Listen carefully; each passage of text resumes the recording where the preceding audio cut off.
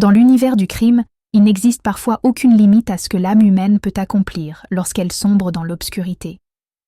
Les crimes de meurtre, de vol ou d'escroquerie ne surprennent plus autant qu'avant, mais certaines affaires sortent de l'ordinaire. Des histoires qui choquent l'esprit et défient toute compréhension, car elles touchent des innocents dont le seul tort a été d'exister au mauvais endroit, au mauvais moment. Parmi ces affaires, l'une des plus cruelles et troublantes demeure celle de la belle-mère meurtrière, dont la victime fut une petite fille déjà brisée par la maladie. L'image de la belle-mère est souvent associée, dans l'imaginaire collectif, à la cruauté et à la méchanceté. Pourtant, rares sont ceux qui se demandent ce que deviennent les enfants pris au piège des relations familiales brisées. La réalité montre que certaines âmes, livrées à elles-mêmes, peuvent se transformer en monstres capables des pires atrocités, comme ce fut le cas pour la petite Zara Baker. Zara n'avait pas besoin d'une tragédie supplémentaire. Le cancer des os suffisait déjà à transformer son enfance en une suite de souffrances. Mais le destin lui réservait une fin encore plus terrible. Née en 1999 dans la banlieue de Wagga Wagga, en Australie, Zara fut abandonnée par sa mère peu après sa naissance, celle-ci souffrant d'une grave dépression post-partum. Son père, Adam Baker, prit alors seul en charge son éducation. Les premières années de Zara furent relativement stables, jusqu'à ce qu'à l'âge de 5 ans, elle commence à ressentir de violentes douleurs osseuses. Le diagnostic fut implacable, un cancer des os.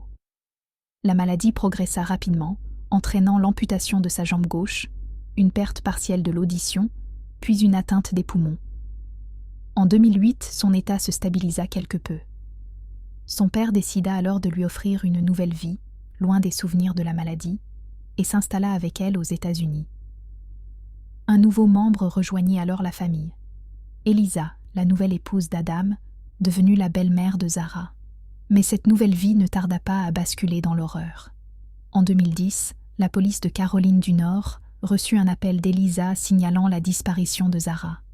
Elle affirma que la fillette avait disparu depuis quelques jours seulement, que des biens familiaux avaient été incendiés et qu'une lettre de rançon réclamant $1 million avait été laissée sur place. Selon elle, Zara aurait été kidnappée par erreur à la place de la fille du supérieur hiérarchique de son mari. Les enquêteurs lancèrent immédiatement les recherches, conscients de la fragilité de l'état de santé de l'enfant. Très vite, des incohérences apparurent.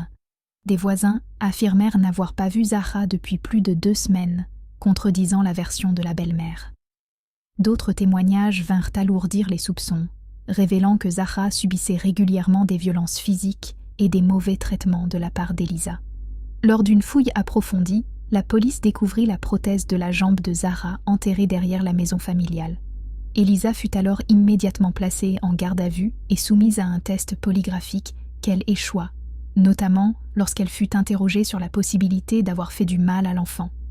Sous la pression, elle finit par avouer l'impensable. Elle avait tué Zara, démembré son corps dans la salle de bain, puis dispersé les restes en différents endroits afin de compliquer leur découverte. Elle reconnut également avoir rédigé elle-même la lettre de rançon dans le but d'induire la police en erreur et de dissimuler son crime. Aucune preuve formelle n'établit l'implication directe du père, bien qu'il n'ait pas signalé la disparition de sa fille dans les délais. Elisa fut jugée et, face aux preuves accablantes et à ses aveux, condamnée à une peine de 25 ans de prison au minimum. Ainsi s'acheva cette affaire derrière les barreaux, tandis que le nom de Zara Baker demeura à jamais associé à l'une des crimes les plus atroces commis contre un enfant.